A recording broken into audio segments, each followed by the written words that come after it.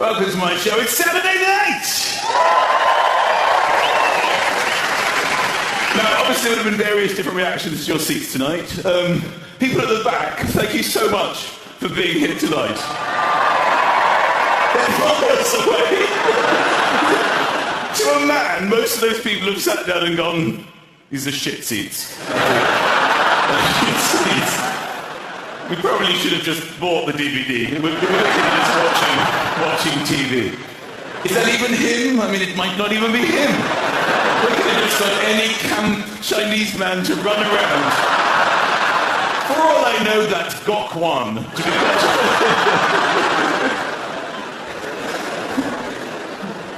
So Wembley, my local gig, I've got to just come down the North Circular to be here. Strange road, the North Circular. People live on it. There are houses on the North Circular. Who lives on a dual carriageway? You never see anybody leaving their drive or entering their drive. I think if you move in, you die there, because you can't get out. You're going 40 miles an hour to exit your driveway. You have the detention every morning of your life. No. Now, go! You have to hope for traffic. Then you can go out for the day. Fantastic news, darling. Gridlock. Let's go out for lunch. I'm pretty pleased these gigs are going ahead, because it's been quite a tense sort of few months. We put these gigs on sale. And then swine flu started to get really bad and nasty. And I thought, it's not going to happen. No one's going to come. And if they come, everyone's going to be sitting there with masks and gloves on. Maybe it's slightly ironic that Michael Jackson dies just as his look comes into fashion.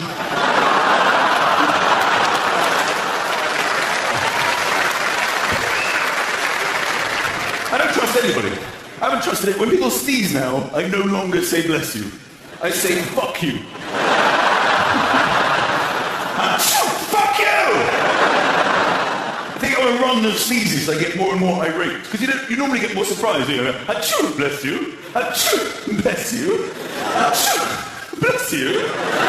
Achoo, bless you. I just get more pissed off. Fuck you! Wash your hands. That's what they tell you to do. Keep washing your hands. Because this is how you transfer the virus from hand to hand. Why don't they just ban handshaking? If people weren't handshaking, you wouldn't transfer the virus. When people come over to me and go, nice to meet you, all I see is a trotter just... I'm like, yeah, whatever. Either that or I'll keep antibacterial gel in my hand, just waiting. Just something goes, nice to meet you, and you. Because in some cultures, they don't shake hands, and I can use this, to my benefit, because I can shift culture at any given moment, because when I smile, I look like a fat Chinese man. So when people come over and go, nice to meet you, I can just go, nice to meet you. Nice to meet you. Oh, right, you're Chinese. Sorry, yes, nice to meet you. Fuck, whoa!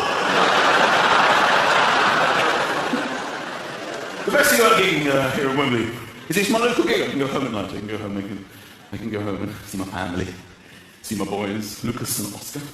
Quite middle class. That's not When I go to the park and I call Lucas, about 3 boys will normally go, yes, Daddy, Papa, Father, you're poor. Well, the other day I said Oscar and 3 dogs ran over. How awkward is that? You named your child, I named my dog. He's got no manners, the 4-year-old. I mean, it's because I have to teach him manners. But you know what kids are like. And he knows how to speak now, he just knows how to speak properly. He finishes off his lunch and he just goes, ice cream! I want ice cream now! What do you say? Ice cream! What do you say? Give me ice cream! What do you say? Ice cream, ice cream, ice cream! This goes on for about 15 minutes before he goes, please! And then you have to give him the ice cream because he said please. And it's slightly confusing, and I think he thinks you have to shout about something 15 minutes, and then say please, and then you get it. And I need to nip that in the bud as a parent. Otherwise he's going to put his first date at sort of 18, finishing up dinner, going, sex! I want sex now! Sex, sex, sex, sex, sex! Give me sex! Please! here's one. I had a little bit of an incident with him the other day when I was playing the Nintendo Wii, which I'm particularly good at, by the way. I would challenge any of you to Grand Slam tennis. I'm amazing at it. Phenomenal. I got it because it's for the calorie burning. People said it's quite good for losing weight. And the first few times I played it, I had the headband on, with my shorts on. I'm running around the living room. When you do burn calories because you're running playing tennis in your living room. But then after a while you realise you're just as good, if not better, lying on the sofa, eating a hamburger.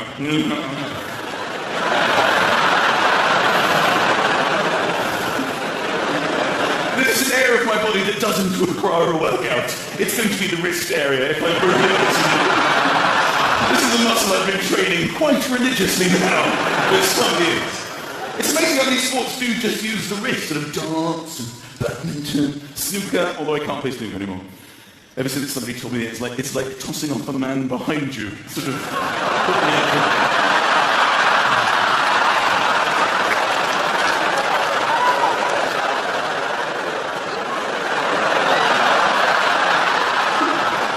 That particular sport. So I'm playing on the Wii, right? I'm playing Roger Federer. It's the French Open. We're on clay. Semi-final. We're involved in this massive sort of baseline rally. And it is me as well, because you play as yourself. You can create your own face on the Wii, which is quite depressing because you realise how unattractive you are when you go through the options. Face wider, paler, more pale. Download more pale. Eyes more slanty. Darling, why are you married to me? I've no idea. You're that ugly. So it's basically Roger Federer against some kind of obese Michael Chang at the French Open. I'm actually grunting for my shots. I do tend to grunt. I'm in most sports. I'm that unfit. Even chess.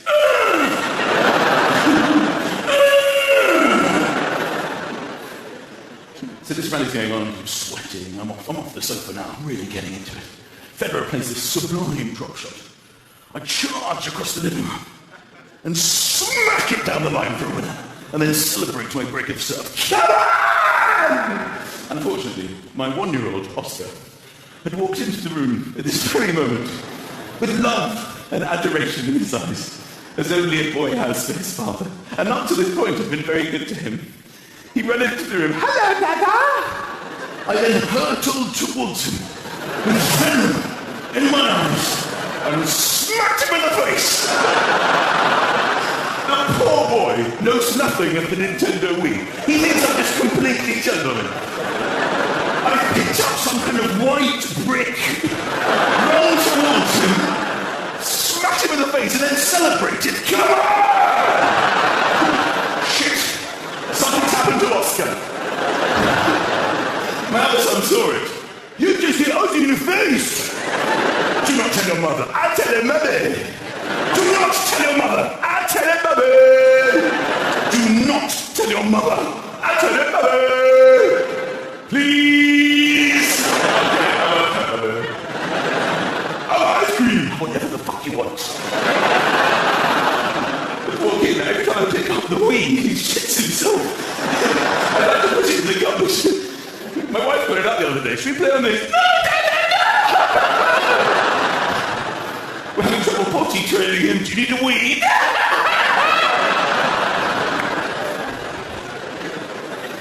I'm into all technology. I'm particularly enjoying Sky Plus at the moment.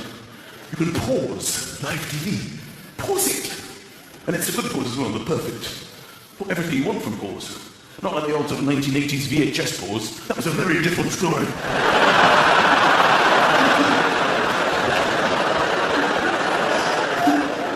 People who weren't even moving would start moving. Wasn't even moving in this thing. People in paintings. Then you can watch it back at any speed. Times 2, times 6, times 12, times 30. I watch the football in times 6. Really good. This is a long. Deal or no deal in times 30 is much more entertaining. I watch all TV, even just as like, Dragon's Den. How arrogant are those men and women. We know you're rich. You don't need to bring cash with you. You bring cash and put it on the table in front of them. Look how loaded I am. I bought all this cash. All my bank accounts are full, so I've had to bring in additional cash. Have you got cash theopathitis? Oh yes. I'm as rich as you are. That's why my table is filled with cash. Just like you. What about you, other two dragons? Oh, yes, we've got lots of cash. Tables full of cash. We're totally loaded. All right. Bring in the first poor person. They come in trembling. Hello, dragons. Please can I have some cash? For the ideas in my brain. I feel sick just looking at the poor person's face. You disgust me. Everything about your being and your clothes are hideous. For that reason, I'm out. Are you out, Theocritus? Oh, I will be out, but first I'm going to humiliate the poor person for 15 minutes and confuse her with mathematics before declaring that I am out too. I'd like to go on Dragon's Den with a shotgun. Just have to go there, point at each of them individually until one of them goes, what's your idea? Quite simple, put that cash in this bag. Okay? You get no equity. Right then. I like some TV. I like watching people getting their exam results live a few weeks ago on GMTV. How exciting was that? We're going to go live now to a school where someone's opening their results live on TV. Darling, it's going to be live on TV. They come out of school with an envelope trembling. We're all edged close to the TV thinking exactly the same thing. Fail. I watch TV till the bitter end. Literally till like the early hours in the morning. Till the signing zone, the death zone. That's when you feel it's probably time for bed. There's somebody in the corner, kind of. You tend to think, this isn't really for me. Maybe. They almost look at you like, you shouldn't be, well, this isn't for you, is it? You probably should have watched this in the day when it was on the first time. Well, you should go dream in sound, you can do that, others can't. Have some respect for the signing zone. I like it when there's no dialogue in the programme and they watch TV with you.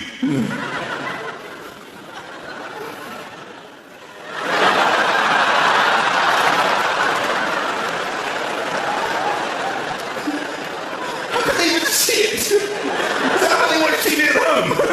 Tough day at work, stand directly next to the TV. I don't know, by the way, if I am signing. I don't speak sign language. If I'm honest, this is more how I dance. It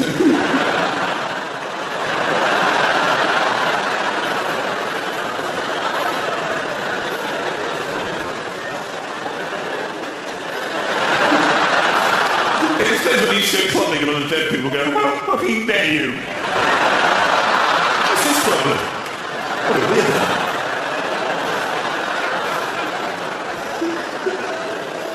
I watched The Blue Planet the other day on the signing zone. This is a show where David Attenborough discovered creatures from the deep for the very first time on the show and named them because they'd never been discovered before.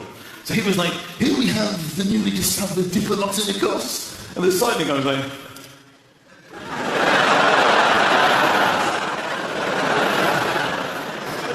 he resorted to impersonating the fish. It was hilarious.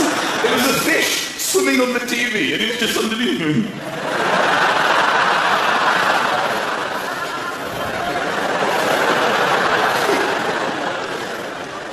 Minister's questions, what it was, and it seemed like the signing guy had his own political agenda.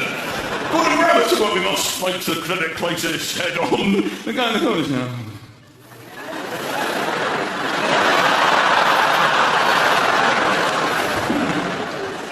So I've been here all week, which is quite exciting. But the thing that really annoys me, having playing on these massive screens, is that I can't see what you see. I can't. I have no idea what I actually look like.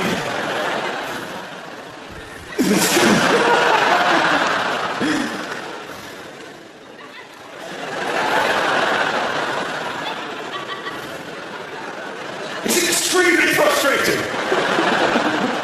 That's the back of my head. That's what I look like from the back. It's very rare that you ever see what you look like from the back. You only ever see the back of your head at the end of a haircut. That's the only time most people see the back of their head. And let's be honest, we genuinely don't give a shit. People care greatly what they look like from the front. From the back, not interested, especially men. It's a very awkward moment for a man at the end of a haircut when we're presented with the back of our head and they look at you for approval. Do you like the work I've done back here? I think in the history of hairdressing, no man has ever reacted in this moment in any other way other than, yeah. The people go, I love it! I'm leaving backwards. I'm spending the rest of my life in reverse. We don't care. Men are just grateful to still have hair. We're just grateful. We don't care what haircut. We go for a haircut. They tell you, they ask you questions before even the hair wash. So what are we doing today? Some kind of consultation? We have nothing to say at this moment. Haircut. That's what I want. Haircut. I want to leave here with less hair than when I entered in the building. I like people who go bald, but they a little bit stays in the middle. They have like a little island of hair that breaks away from the mainland. And they keep the island. They must think, shall I keep the island? I'll keep the island. Maybe they can build a little walkway to the mainland. I saw one bloke with this, and it was in the shape of an arrow. He had a pretty decent arrow on the top of his head. And I wondered when people ask him directions, does he tell them? Would just go... Of course, it's a very different story for women. Hairdressing, layers and colours and tints. My wife has all these lotions and potions. The amount of creaming she does. Hours. She comes out of the shower. We're still 2 or 3 hours from getting into the bed. This creaming, different creams. Creaming myself. And I can be with you in about 45 minutes. I'm creaming my entire body. Sliding. She said to me the other day, she said, did you get me this cream? It's a miracle must-have cream, and it's in all the shops. Really expensive. I said, what's it for? You got all the creams in the world. She said, it's for wrinkles. What? You don't have any wrinkles. I know my partner won't. If I use this cream every single day, for the rest of my life, I'll never have wrinkles. That's why it's a miracle must-have cream. I'm like, when are you even due to have wrinkles? I don't know, Michael, 20 years or something? 20 years? You want me to buy you something 20 years in advance of you maybe getting it? This sounds like a rip-off to me, all right? And I will take it back. I don't like to be ripped off. I'm more than happy to walk in there in 2029 and go, look, I purchased this cream 20 years ago. I've got the receipt, which you'll notice is in a better condition than the face of my wife. I want to call you. These cosmetics departments are the weirdest place I've ever seen. Big, bright lights everywhere. And people working there, they seem to have every product they sell on their face. They can't even move their own faces. Can I interest you with anything from McLaren's range? It's all over my face. Just pick what you want from the face.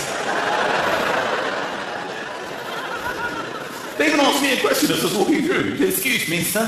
What is it? Quick question about your face. So you have a question about my face. It is looking very dry. I should have a wet face, should I? You don't have a wet face? Don't see anybody else with a wet face? She asked one of the most difficult questions I've ever been asked. She said, what is your daily skin routine?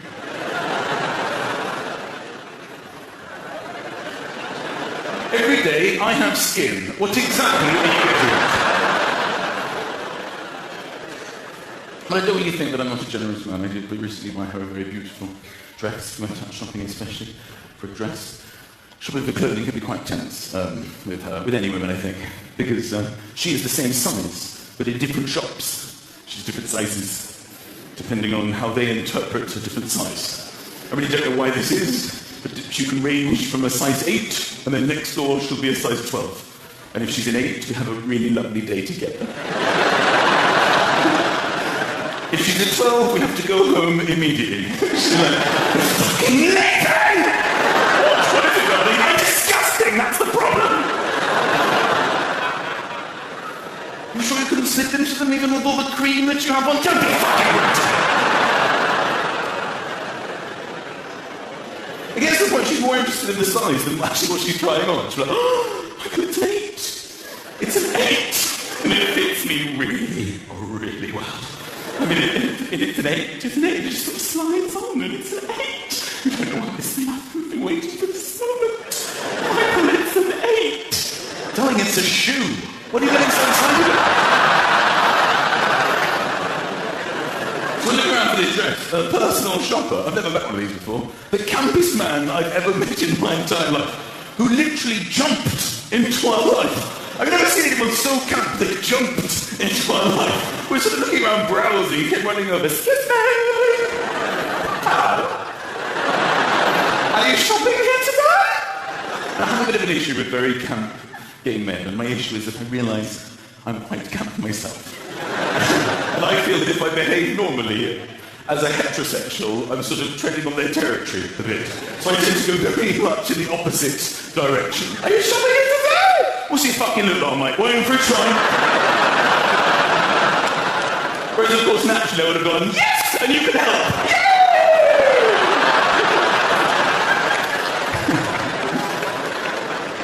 So he takes us into this room, right? Starts showing us all these dresses. You know, my wife's loving them. Yeah, this is very exciting, all these designer dresses. I knew it was too expensive. I knew there was problems here. When he gave me champagne as well. You have a glass of champagne and just sit there and let us go sort it out. It's okay. So finally she finds this one, she loves it. The guy's practically in tears. He goes, I've never seen anything. Or it's like, can we afford it, Michael? No, we can't afford it. I knew this was going to happen. Nobody can afford this dress. It's a joke. People shouldn't spend this kind of money on something you can't drive, okay? It's not natural. But I could see how happy she was with it, and I could see the disappointment in her eyes. And quite frankly, I sensed an opportunity. So I said, look, I can see how beautiful you look in this. I know that, we come here for a reason, and I want to make you happy, and you know how much I love you, and it's a special occasion. I was thinking mainly about the blowjob, and I think that you deserve it. You know what it's like after 10 years in a relationship. Blowjobs work on a sort of reward structure. There's no spontaneity left in the relationship. If I do a series of good things, we'll make an announcement. Somebody might be getting a blowjob later. I even noticed over the years, I seem to be getting blowjobs on my birthday, which led to me on my last birthday actually saying the words, darling, will I be getting a birthday blowjob today? Then you enter into serious negotiating. Yes, Michael, you will. Would you like a quick one now or a long one later? I've got a lot to do in the kitchen. How romantic. Have we considered those options? I'm going to go for a quick one now in case one of us dies at lunch.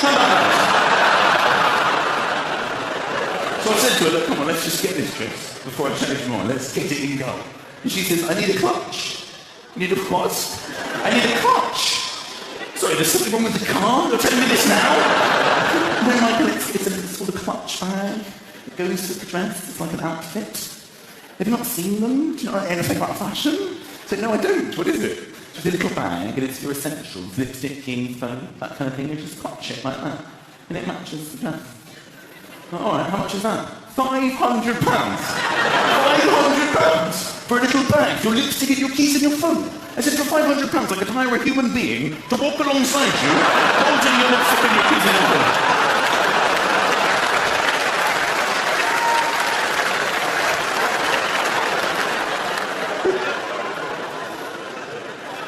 It's like watching her try things on. Anybody try things on. People behave very oddly when they try things on. They put their dresses on and trousers. You're walking away, you'll never actually walk once you purchase the trousers. She walks into the changing room like a normal human being holding the trousers. Then she comes out doing this really watery thing. What are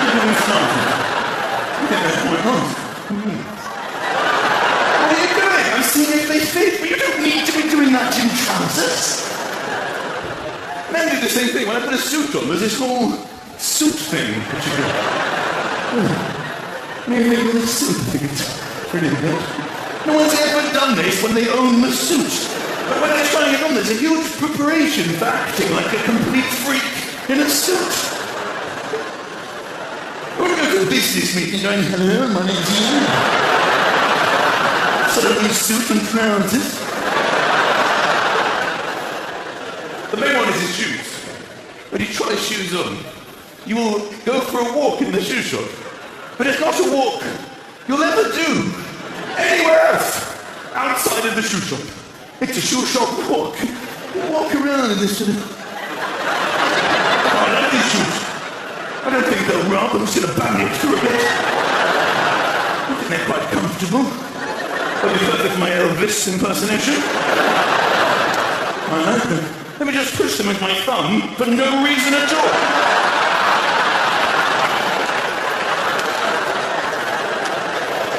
The toe is in the toe section. That's ideal. All the other teeth are there. If the toes at the back, I wouldn't buy them. That'd be bizarre. The sides are filled with the sides of my feet. Perfect. Everything I wanted happened when I went down there. And I think I might definitely get these. They even have little mirrors where you can put your shoe under and look at the shoe from a slightly different angle. Oh look, there's the shoe from that angle. The cat will love them. That's probably what the cat will see. They even give you one shoe. These lazy people who work in shoe shops, they bring out the shoes, they lace up one and hand you the one. And do we say, excuse me, people in life wear two shoes? You're wearing two shoes now? Oh no, we don't. We take the one shoe, we go for a walk in that.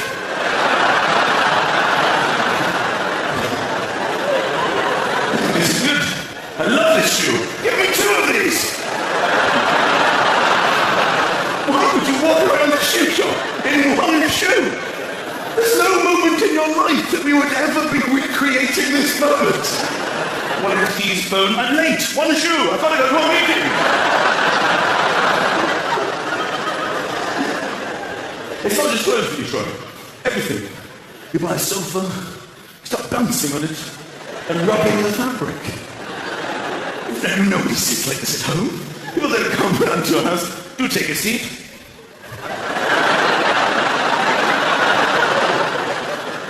I tried a bed, and you lie in the bed. Not how you normally sleep, so next to my wife as well. I like this bed. Do you like the bed? Oh, I love it. It's a really good bed. Will we be using it as a coffin? Evidently we will, darling. I bought a Hoover from Comet. They love electricals. Everything they sell is electric, which means they have to plug it in. But nothing in the shop is plugged in. And the whole shop is filled with people trying things out, but not for their primary function.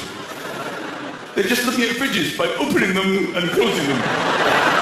No one asks whether it actually makes food colder. Look at this one, it opens like that and closes. I like it, it's silver. Look at this oven, it opens, it's got trays of tiles! I love trays of tiles! Does it need food? I don't give a shit! It's not tiles, it's trays! I was trying to Hoover, and I felt the need to Hoover around the shop a bit. Just to feel the weight of the Hoover. It wasn't plugged in, I just took it for a little spin. And as I was hoovering down the aisle, somebody else was trying their Hoover and hoovered past me. Hello, good Hoover. I used to have that in my room.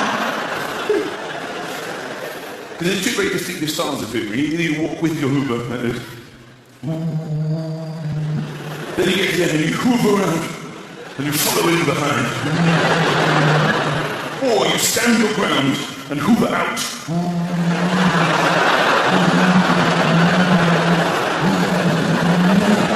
And you just pick another spot at random. Hoover out again! If you can't get into a nook, the hose will come out. It's exciting when you think, I will utilize the hose now. You stand up and take the hose out. Before you Hoover with the hose, for some reason you feel the excitement building. You have to Hoover yourself. I don't really know why. You know what it'll feel like. You know that it's a suction device. You just feel the need to confirm it.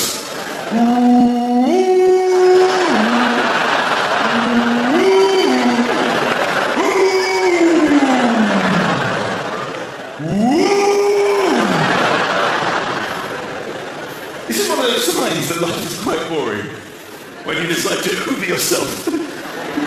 You're looking for a job today? Hoovering my own face. There are different moments in life when you can have fun. I'm having a lot of fun in petrol stations at the moment. They sell these wind-up torches. And I buy one in every petrol station just so I can make this quite childish joke. I put it on the counter and go, is this some kind of wind-up? I've got a long journey. Oh, I tell you what I also like doing is saying 4 numbers when I do chip and pin. They're not my numbers, but it freaks the shit out of people. Because most people are so secretive, they hood, they create a hand hood. And hand hooding. I just go 7, 4, 2, 1. I think those are them. Looks insane! People just want to pay as quick as they can in the legislation, get in and out, don't waste any time. The race is on.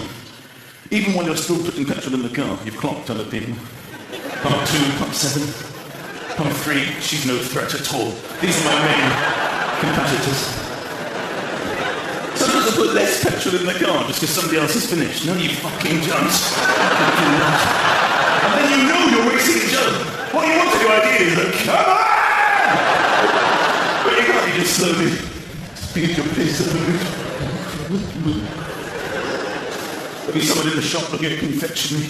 No time for confectionery. There's a race and I will win it! And then, of course, you don't look at your pump number. That's tradition.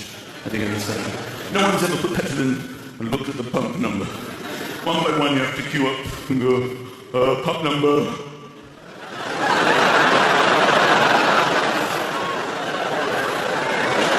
Is that 3 or 4? I've been eating too much at petrol stations, let's be honest, on the road. I'm trying to lose weight. Not only did I try and lose weight, ladies and gentlemen, but I had that moment when people who need to lose weight to go on a diet, they have this one moment and think, that's it, now I will lose the weight. I had that moment, and I still didn't diet. That moment was when I was on a Flybe flight. Flybe is one of those tiny planes that you can't even believe is your plane. When you're in the airport, you're looking out the window. That's probably a plane. Is that a plane? I didn't even get on that thing. That's the size of a car. I can't get on that thing. And I'm with any plane where the captain turns around and goes, are you ready? No, thank you. No, thank you.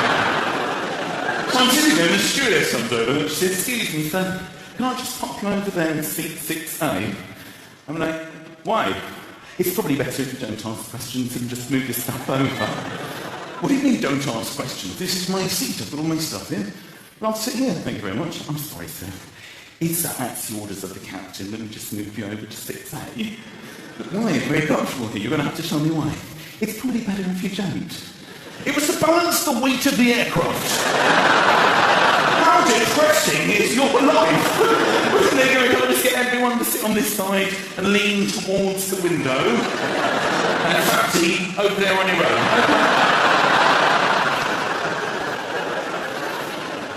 That didn't do it. I considered losing weight before the summer because there's always big sort of excitement to slim down for summer. All my wife's magazines, slim down for summer. Easy steps to that bikini body.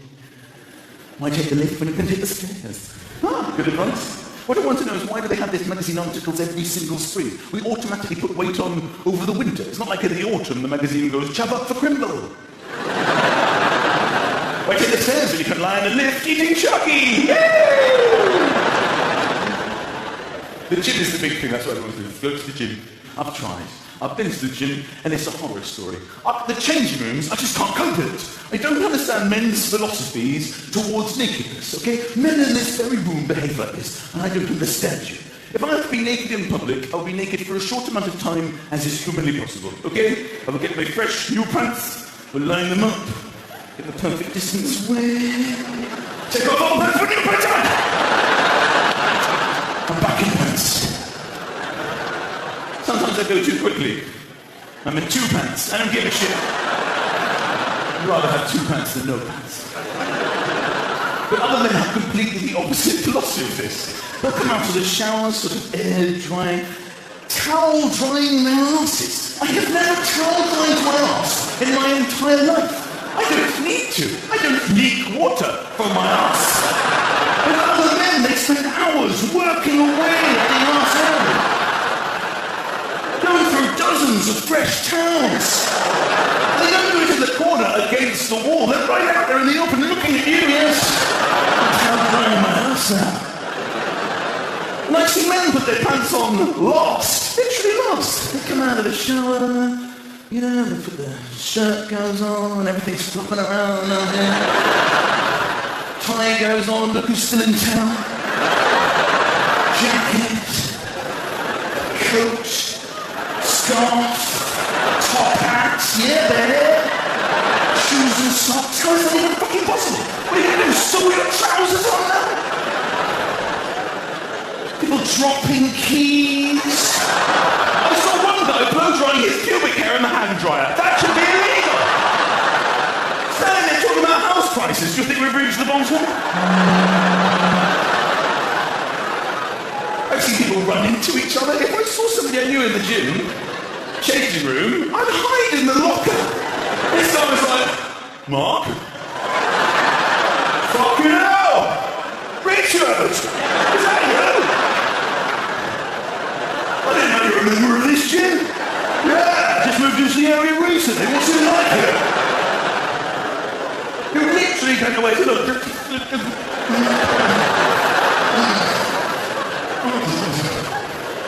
I sat down once to my shoelaces. I will never again go to this height in that environment again. There are lockers above me. Somebody's looking for their locker so that they're tuning my own. I'm sitting here doing my laces.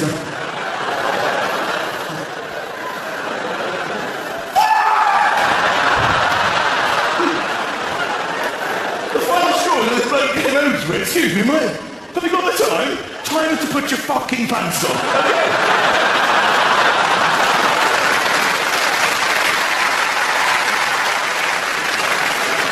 I was in Starbucks. There was a bloke in front of me. He said, can I get a tall, skinny, black Americano? He said, are you ordering a president? So actually Sky Sports News, there was a football manager called Alan Nill, K-N-I-L-L. What a great name if you're involved in football, Nill. If he has a son and doesn't call him Juan, he's missed a major opportunity. This is my eldest. Juan Nill. I actually started this whole process in Taunton, in the West Country, where two people joined us tonight. In the West Country, they speak like this. They go, all right, you're right. Welcome to Somerset. You're right. Quite bizarrely, in East Anglia, which is the opposite side of the country, well, several people joined us. They speak like this. Hello, you're right. Welcome to Norwich. How on earth did this happen? Opposite sides of the country. The country is divided into, all right, hello, all right. What is happening? All of the farmers just arrive and go, right, let's split up. You guys go that way, we'll wait here. All right. Hello, keep walking.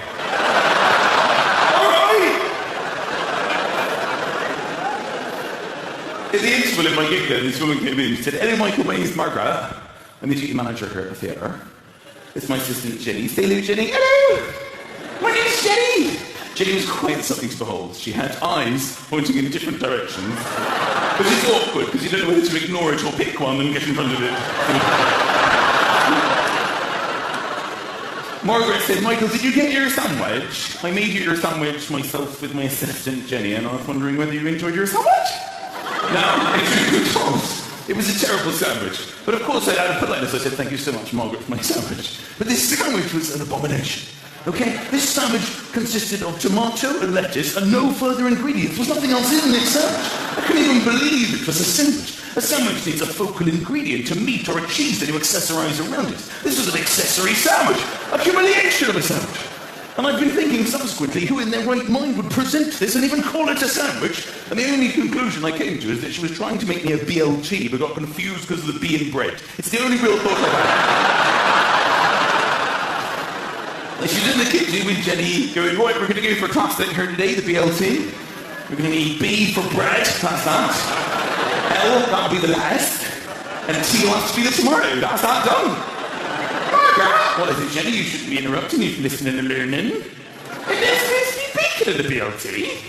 I have heard the rumours. However, that would create a BBLT. I would have to lose the bar to get to this point as it is, Jenny.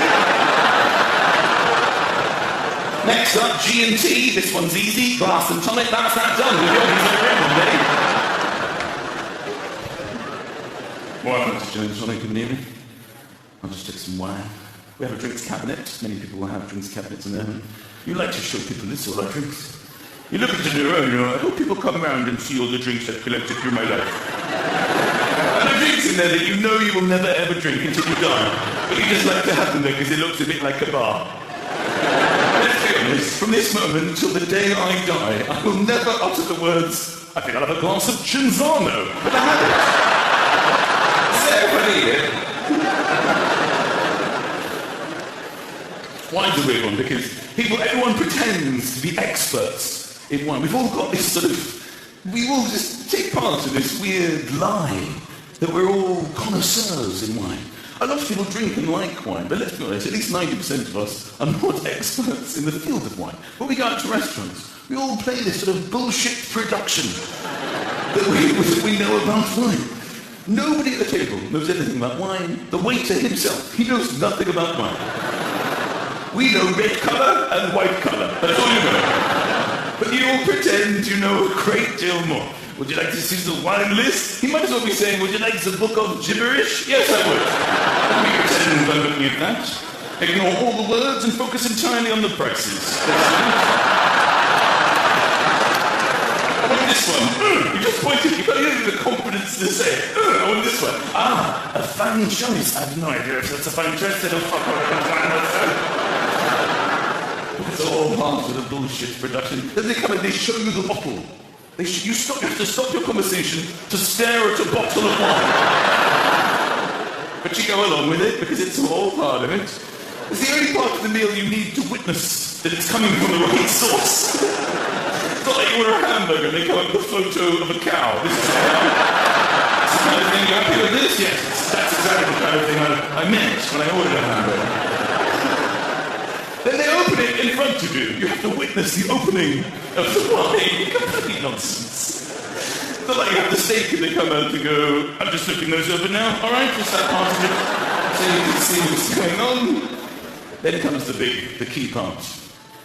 The pouring of the wine. Who will try the wine? Who will take the lead role in this bullshit production? Nobody wants to do it. I don't want to do it. Normally someone will give you up. You do it. Okay. I will try the one. As long as your time stands still. For a little bit, everyone's staring at you. The waiter is waiting for your verdict.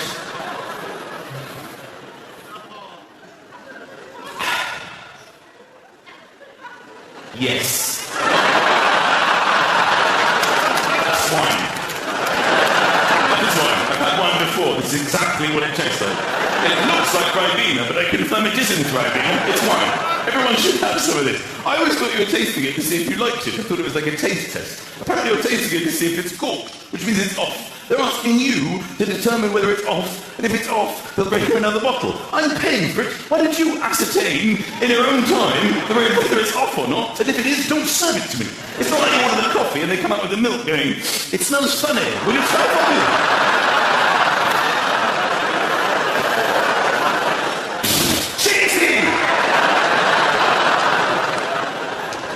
But you go along with it because it's restaurants.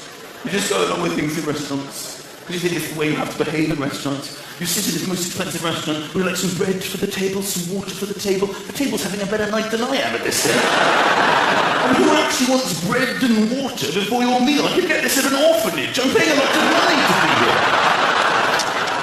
But you go along with it because you're in a restaurant. You order your main course, would you like some side orders? No. Just give me food on a plate. I don't need satellites of food surrounding my food. Is it to make you feel like you're eating less? Yes, I would like some side orders. In fact, I'd like some potato dauphinoise behind me. Put them behind me. Want carrots in a drawer under the table. Cream of spinach behind the cistern and the loo. No one will ever know. Just go along with it. It's in your restaurant. Coffee as well, at the end of a meal. Even at dinner. 11:30 at night. You're about to go to bed. Can I get anyone a coffee? If my wife said to me at home at 11:30 at night after dinner, do you want a coffee? I go, have you lost your fucking mind? Why do I want a coffee? You're talking about the drink that we get ourselves out of bed in the morning with? The high caffeine drink to get you going in the day? You want to have that now before bed? Is this a private experiment, you nutter? In a restaurant? Yes, I think I'll have a latte. What would you like? An espresso for me, just an espresso. 2 o'clock in the morning. Can you sleep? Of course I can't sleep. I had a fucking espresso and coffee cake. I might just go to work now and wait there. But it's Friday. I don't care. Go along with it to a restaurant. But it doesn't matter what you order, ladies and gentlemen, the mainstay of any meal will be salt and pepper. Salt and pepper are so phenomenally successful in the herb and spice arena. They arrogantly sit on the table, knowing that whatever you want to prepare, you will require one of us. Either myself or my dear friend Pep. Isn't that right? Right, you are, sir. You've been keeping busy? Oh, breakfast this morning, I was all over that. But there are other herbs and spices, oregano, thyme, rosemary, cumin, paprika. They're all lined up in the cupboard, waiting. Sometimes the cupboard door opens, they see salt and pepper on the table. Look at them, the bastards. What have they got? What have they got that we don't have? I just don't get it. I don't get it either, neither do I. I can't even see them from here. What do they look like? You ever been out to the cupboard, cumin? Once, I think, for bolognese. They said it was an experiment. That was in 1992. I don't think it worked. I remain hopeful. What about you, Sage? You ever been out to the cupboard? I actually used to live with them at their old house, and then they moved me here and put me back in this cupboard. No. What about you, Paprika? I fell out once.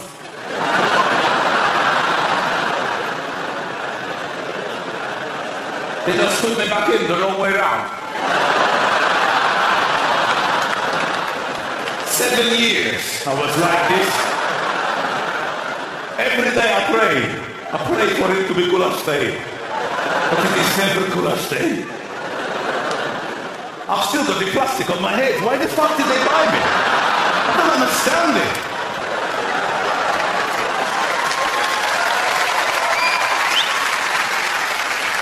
What about you? Who are you on the end? My name is Five Spies.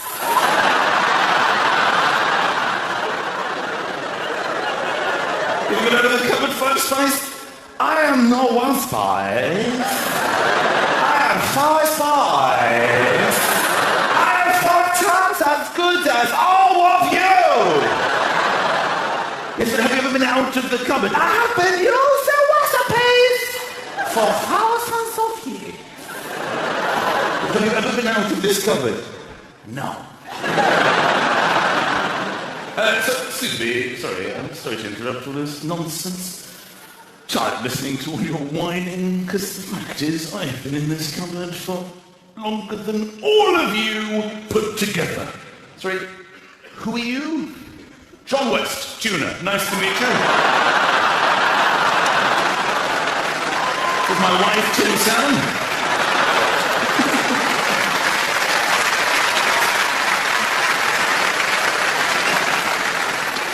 I presume you would have checked your mobile phones, probably put them on silent. Don't bother putting them off, so that you can see everything you've missed, all the missed calls. Look how popular I am. Very envelopes, a lot of activity,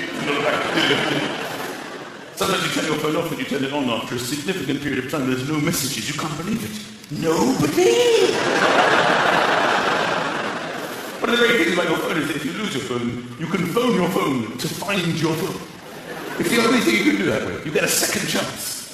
And it's lovely a moment when you realise, where's my phone? I will phone my phone. You lose your keys. You've lost your keys. You can't just phone your keys. Hello? Is that my keys? Where the fuck are you?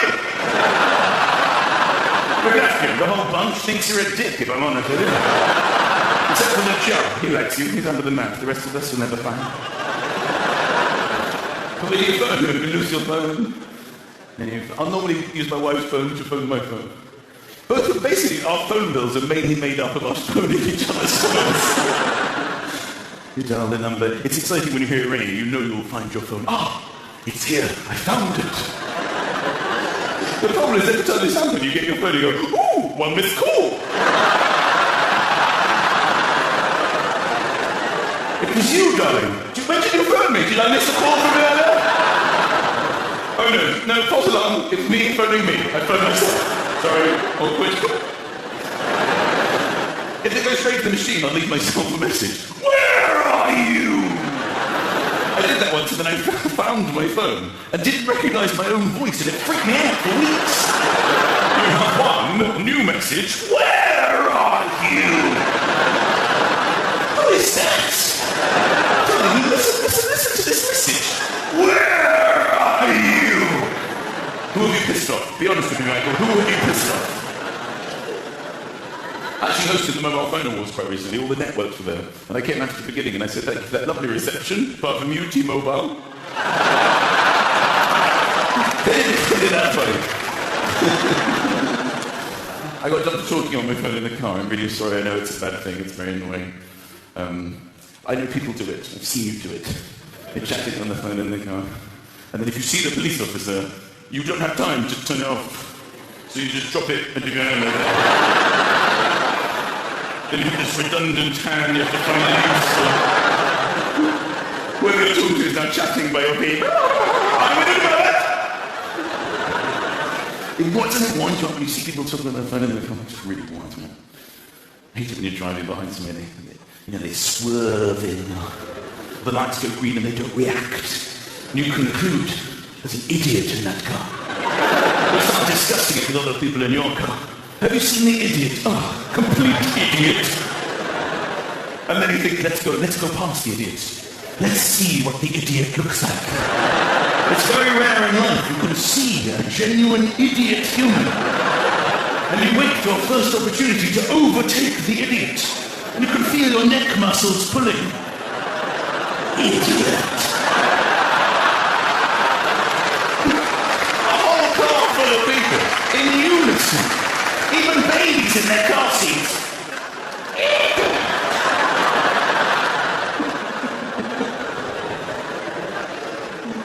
I got a mobile phone bill for £932. Right. It wasn't my network. It was obviously a mistake. It was itemised. Every single phone call was to Nigeria. So I knew something was up. I phoned them up and I said, look, this isn't me. There's been something of an issue. All these phone calls are to Nigeria. It's for £900. She said, are you absolutely certain you didn't make these calls, sir? I said, yes, I'm quite convinced I didn't decide to get to know Nigeria over a 2-day period. I would have remembered that. She said, what I think's happened, sir, is that a Nigerian has made these phone calls. Ah! Colombo! I got straight through to you! How convenient! So what I think's happened, and it has happened before, is a Nigerian man or woman has impersonated you. She used the word impersonated. This doesn't say a whole lot from my career, but a Nigerian woman has walked into the car phone warehouse. My name is comedian joker Michael McIntyre. What is it, my Nandro? I want a phone from you. You're very different from the TV, sir. In the flesh, you're more feminine than Nigerian. That was Scary Post. Scary Post is getting that, though. I get a lot of previous owner posts. That's just boring, isn't it? Just been it. Previous owner, who are you? Don't live here anymore. I've just been your post. Unless it's handwritten.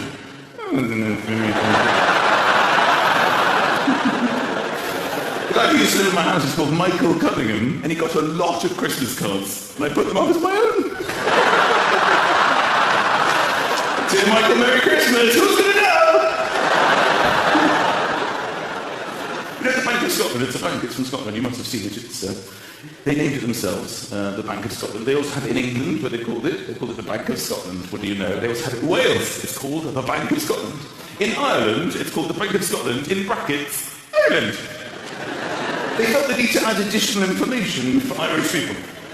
Whereas in England, when you see the Bank of Scotland, you still feel confident of your location. They worried that Irish people would be staggering home from the pub at night saying, oh, she fancies me, the blonde one, Siobhan. There's no two ways about it. Oh, look, it's the Bank of Shit. We've taken her on too.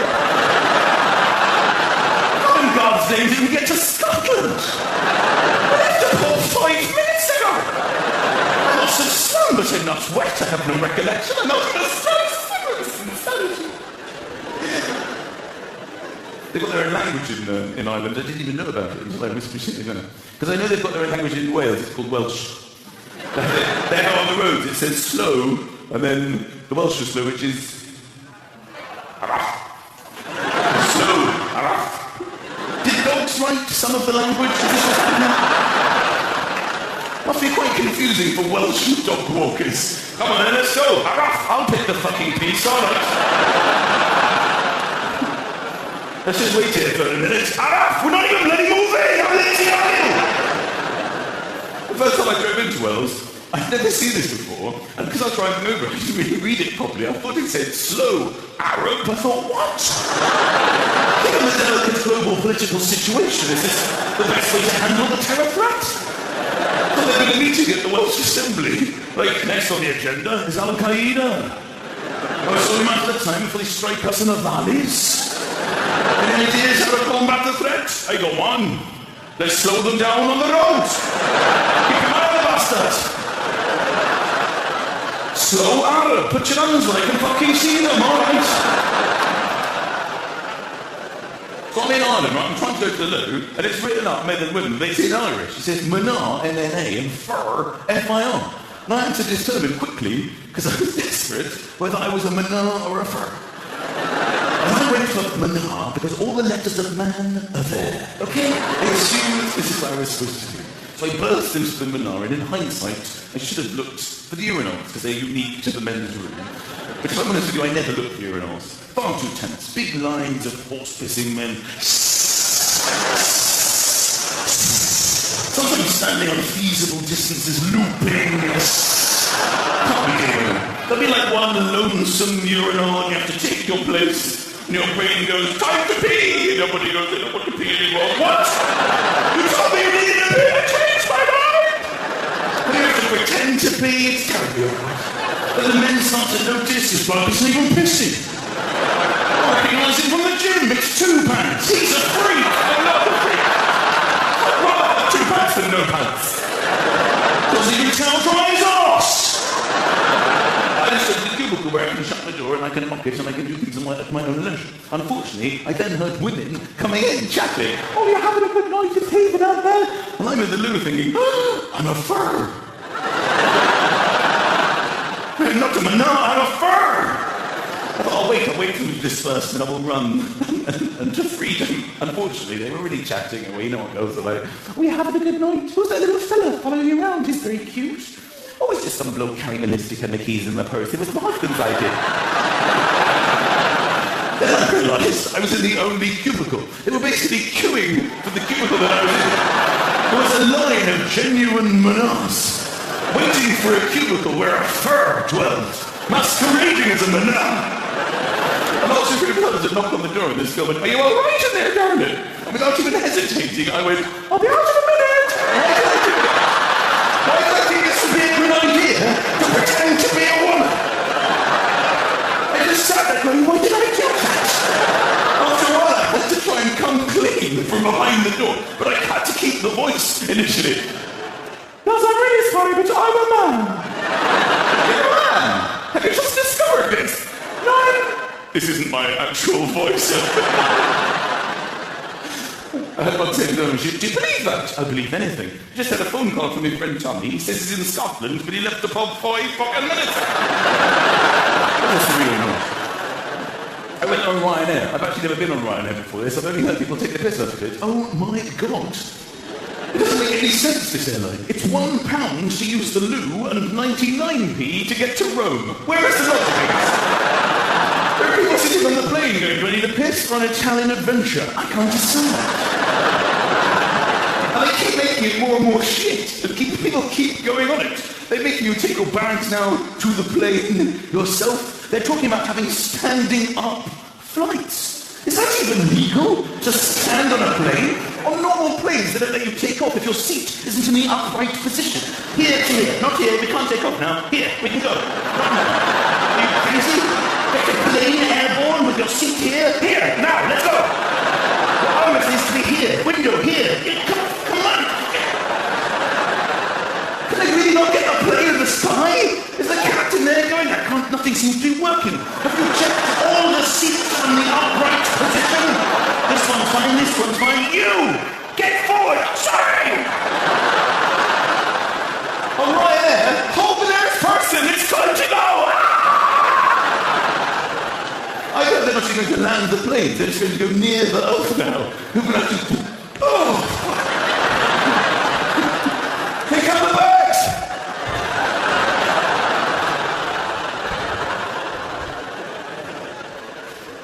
I managed to get away in the sun.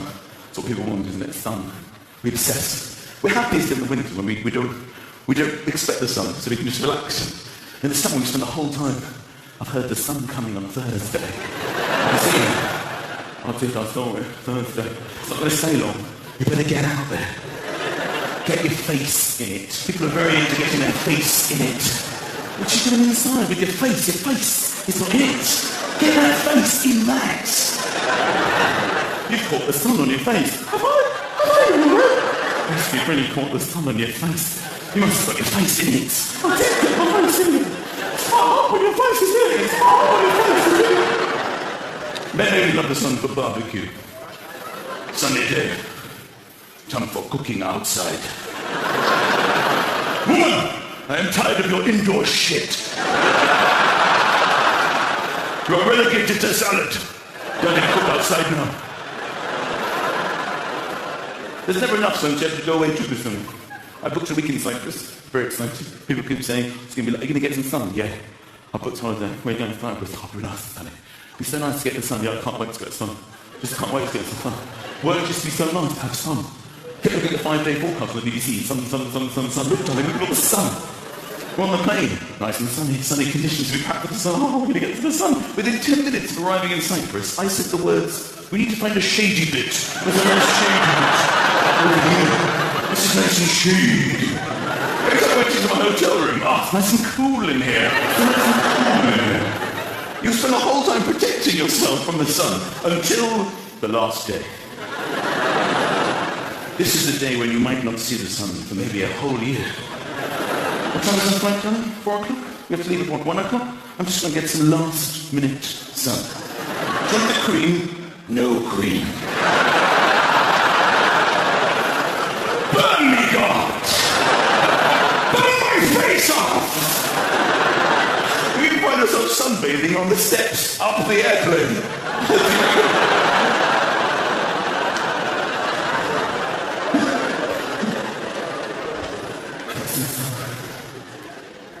People have all sorts of different holidays. Some girls go on 18 to 30s holidays. They have unprotected sex and they have a child. 10 years later, the child says, Mum, I want to know about my dad. She says, the only thing I know about your father is that he's now between 28 and 40. That joke has 2 waves of laughter, depending on your level of mathematics. It's quite an odd response. There's an initial laugh, then a pause, and people going, it works. I'll tell you what big news. My big news is this. I've moved very locally to here. It was exciting moving. I got a mortgage for the first time. I filled it out. They said, make sure you don't leave anything blank in the application because it could delay it. And it said occupation, so for a comedian. Then it said position. I went for stand-up. I thought that was the closest. I got it from the Scottish Widows. I don't really understand Scottish Widows. I understand banks, but who is this collection of widowed Scottish women? Who's that one in the advert just runs alone? My husband's gone. And he was fucking wouldn't call me home. I was really slightly inaccurate. He's got a sort of Glaswegian pensioner smoking a cigarette. I'm fucking glad he's dead. You ain't bastard.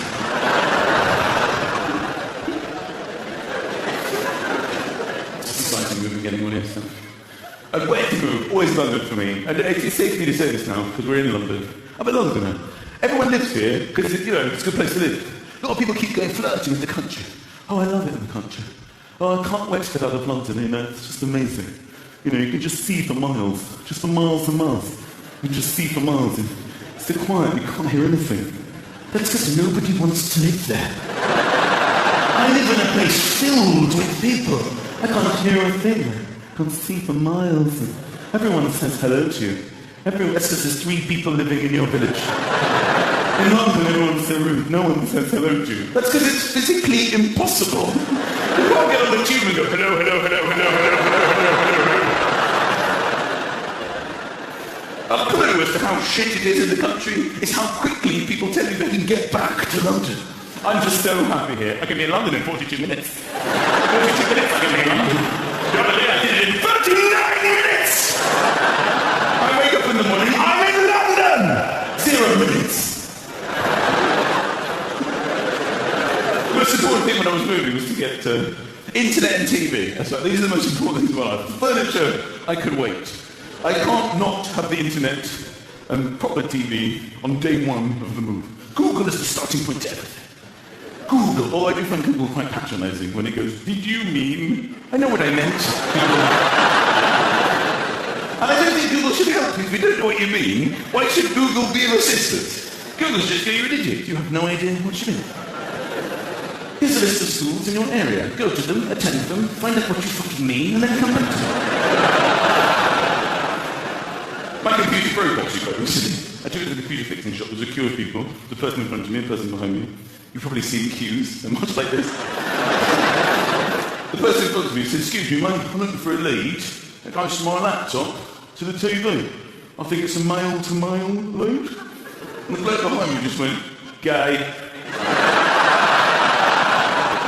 He heard the words male-to-male and his brain just, that's gay, that lead's gay. Laptop to the TV, that's not natural, it's in a body.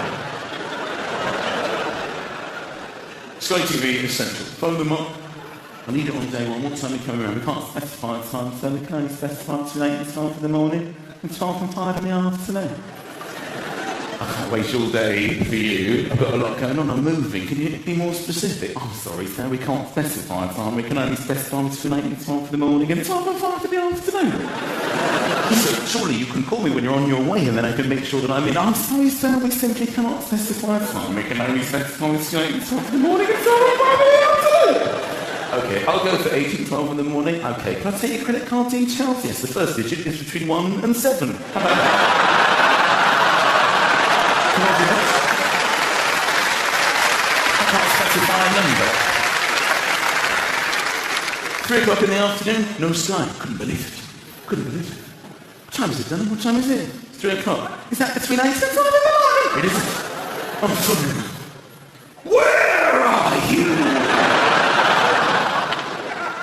So I think I know who might have left me that message.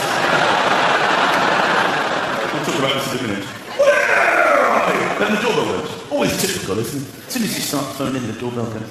And I was angry, okay? That's my excuse. I was angry because they were late, and that's why I was rude to this man. I opened the door and I said, I've been waiting for you. I want it in the living room, and I want it in the bedroom. Get started. As I turned, the doorbell went again. It's like, sweet, who are you? I'm from Sky. Then who are you? Poor man standing there trembling. I'm from number 40. I came to introduce myself. Not the best start to the neighbourhood. The only things I've said to this man are, I've been waiting for you. I want it in the living room. And I want it in the bedroom. What confused me, and will confuse me till the day I die, is why he then walked into my house. Who's more scared of who?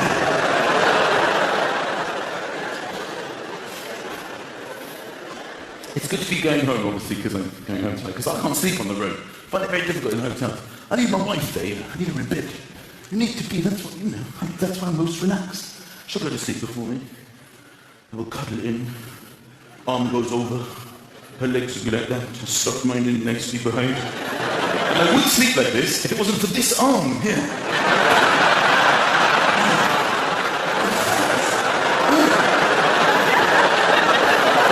Just give up and roll away to sleep. And then you're apart. You're apart for the night. You wake up in the morning, first words of the day, you have to review the night's sleep. Very important. To catch up on what you've missed. Morning, darling. How did you sleep? This leads to what is undoubtedly the most boring conversation of the entire day. It baffles me we can even find stuff to put in it. But it can sometimes be a lengthy conversation of extraordinary dullness. Morning to me, how did you sleep? Oh, it's very thirsty. In the night, I was very thirsty. I was thirsty too. God, I was thirsty. I think it was the pizza. You're right. It was a very salty pizza. A tremendously salty pizza. I had to get up. I had to get up for water. I was too lazy to get up. I wanted to. If I had known that you got up, I would have had some of your water. But I didn't know that you got up. And I was so hot as well. You were hot? I was quite chilly. I was actually quite chilly. Oh, I was really hot. I was so hot I had to sleep with one leg out of the covers. I saw you when I went to get water. I saw you with one leg out of the covers. And I remember thinking, he can't be hot. Can you really be hot? Yes, I was. I was very hot. And I couldn't get to sleep for hours. Well, you shouldn't have had that fucking coffee. I told you not to have the coffee.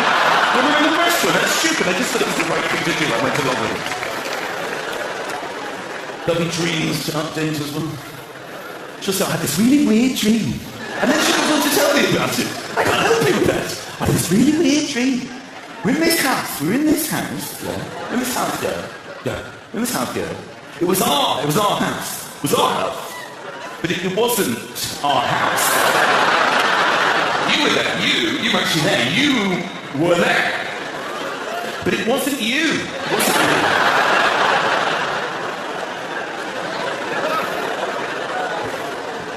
Nightmares happen on occasion. I think for all people in relationships, every once in a while you have this terrible dream. You have a dream your partner has cheated on you. They have betrayed you in your sleep. It's a horrible nightmare of deceit. And you are filled with hate. And you wake up in the morning and you're so relieved. It was just a dream. That didn't really happen. But the hate is still strong within you. I look over at her and I can see she's just sleeping there soundless to nothing. Done nothing to help me, just been sleeping sweetly by my side. Nothing to help me at all. I'm staring at her.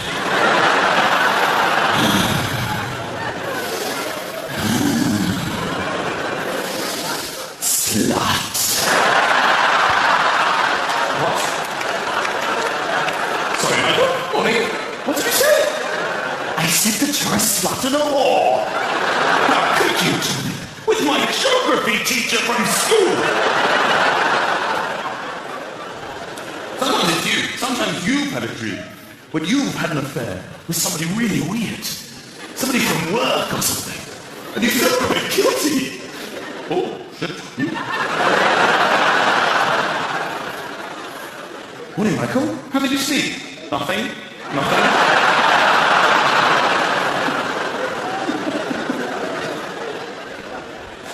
Breath is an issue in the morning as well. Breath. Morning breath. What is that about? I don't understand it. I wouldn't understand it if maybe before I went to bed I had like some garlic, some onions, some Red Bull and swirled it around in my face, some kind of cocktail. That's not what happens. I brush my teeth, flossing, maybe mouthwash. I go to sleep minty fresh, like most of you. 7-8 hours later, she's like, morning, Michael. Where are we going? Holy shit. Are you alright, Michael? Yes, I'm fine. Actually did really well. Did you go out in the night? Why would I go out in the night? Sleeping here. Next to you, what are you talking about? I actually want you to think about this quite seriously. At any stage during the night, do you recall eating shit? Did that happen? Why would I eat shit? What are you talking about? That's insane. Are you absolutely certain? Did you get thirsty and drink from the toilet? Or no? Perhaps you pissed on your own face. Accidents happen. Sometimes, despite this, you will still have morning sex. Now, morning sex will always involve morning breath. You've just adapted to keep your heads as far away as possible. Sometimes you get lost in the moment. Oh, I really... And she'll tell me about it. That's what I hate about a long-term relationship. I can do without the honesty. She would literally go, sorry I didn't kiss you, Michael, but you stink from your face. Oh, no, sorry. That's what I brush my teeth, though. with a little bit less honesty. Sometimes I'm trying to seduce her. I don't know if maybe later you'd like to have some bogey just to... sorry. What was it you wanted, Michael? I'm fine, actually. To be honest, I'm fine. Let's just leave it. Let's forget about it. I'll just sit here. Your ball is hanging out a little bit. Oh, for God's sake, leave me alone. Deep sleep. Every once in a while, you have a sleep so deep, you'll sleep on your arm. It's quite fun. You wake up with a dead arm.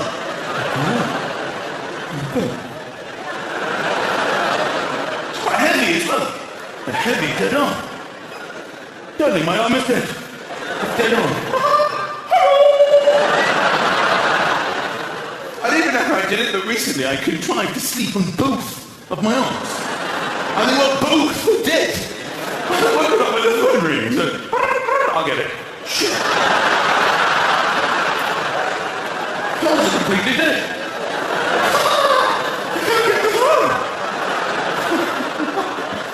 Shit. Can you just get the phone for me, darling, and hold it to my face? How lazy I am. I'm so dead. I can't do anything. Because I'm aware, look, she says to me, she says, I hate it when you're not here, Michael. Because I feel safe when you're here. I'm like, I don't. I might look like Mr. Miyagi. I don't have the moves, darling. Because that is man's biggest fear, isn't it? You'll be sleeping soundly at night. And she's like, Michael, wake up! Michael, wake up! What? What do you want? I was asleep here.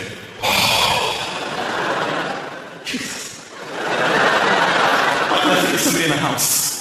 I think there's a burglar in the house. I think somebody's broken into my house. I can hear them in the kitchen. That is without a shadow of a doubt man's biggest fear. That is my biggest fear. In fact, that isn't my biggest fear. My biggest fear is that that happens and I've slept on both arms. That's my biggest fear. Shit. Tony, what do you want me to do? I want you to go and find out. Find out what? Find out if there's someone downstairs. Tony, from the other day when the phone was ringing, I've got no arms. I've stepped on both of my arms. Don't fucking lie to me. You go and protect this household. You're going to have to go. You're in a much better position than I am.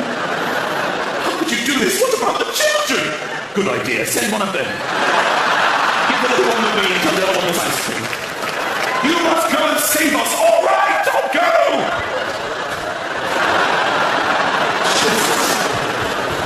Hey, you in the kitchen. Get out of my house. Don't make me come over there! Tell you I've got no arms, what do you want me to do? Use the breath! Thank you very much, ladies and gentlemen. Thank you, Michael! Thank you, Bobby! Thank you, good night!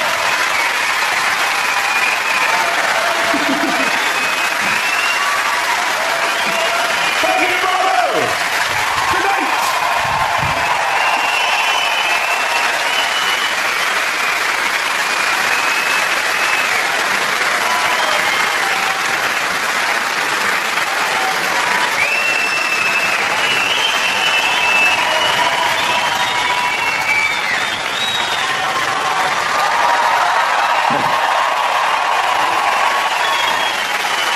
That is very rude. This is very rude. Now you know, no, I'm sorry. You know that I do this for a living and this is the end of my work day. There's no worse. It's not fair. When you're at work and you put your coat on and you go, look, I'll see you guys tomorrow. The office doesn't go, oh! Go out! Then come back to one photocopy, then go home. I've been a bit, I'm not going to lie to you, been a bit stressed. This is quite a big gig and been building up to it for a few weeks and I was a bit stressed. A few weeks ago I was staying in the hotel. I said to my wife, I said, I'm a bit stressed. What are you stressed about? I'm going to people coming to see me and they might not like me and it's going to be really scary. And they won't kill me. I'm outnumbered hugely. She said, well, why don't you go down and have a massage in the hotel? Never even occurred to me. She was very relaxing, they're very beneficial. So I went down to the spa and I said, look, my wife said, maybe I need some kind of a massage because I'm quite stressed. Oh yes, you called the right place. Just pop your dressing gown on from the cupboard and your slippers and make your way down to the spa in the basement. Now, if I was stressed beforehand, I was certainly stressed after I had got lost and wandered into a conference in my dressing gown. I was sleepwalking, what a dickhead. I finally headed down to the spa, where they're very relaxed, you know, it's always aromatherapy oils. They can barely speak, they're so relaxed. Hello, sir. Can I help you? Listen, I just spoke to you earlier, because I'm quite serious. I get even more posh when I'm stressed. I just spoke to you earlier. My wife said to me about a massage. I didn't want to recommend. I think the best thing to do if you're really feeling stressed is a full body massage. So they take me to this room where they have candles burning and the sounds of the waves crashing against the shore. Aromatherapy scents filling the air. You put your head in this sort of thing. That's not the relaxing bit. No one's ever had a tough day at work and come home and got a tennis racket and go, that's a lot better, I feel really relaxed. So you're lying, your head in the thing, dribbling a bit. And then what happens is a strange woman rubs oil into your body for an hour. Now, due to evolution, there are various natural reactions to this.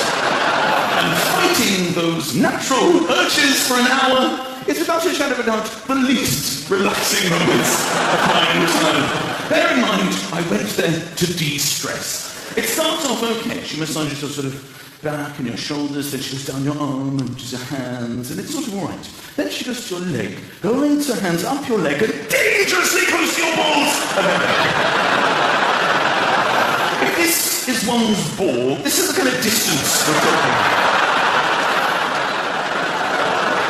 Almost like she's filed her fingernails before her. And you're lying there going,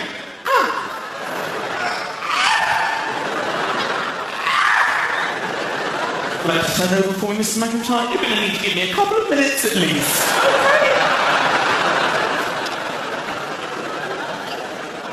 They basically massage every part of your body except for the key area.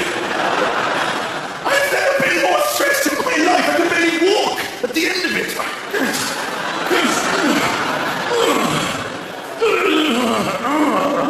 Hi, darling, how was that? Toss me off!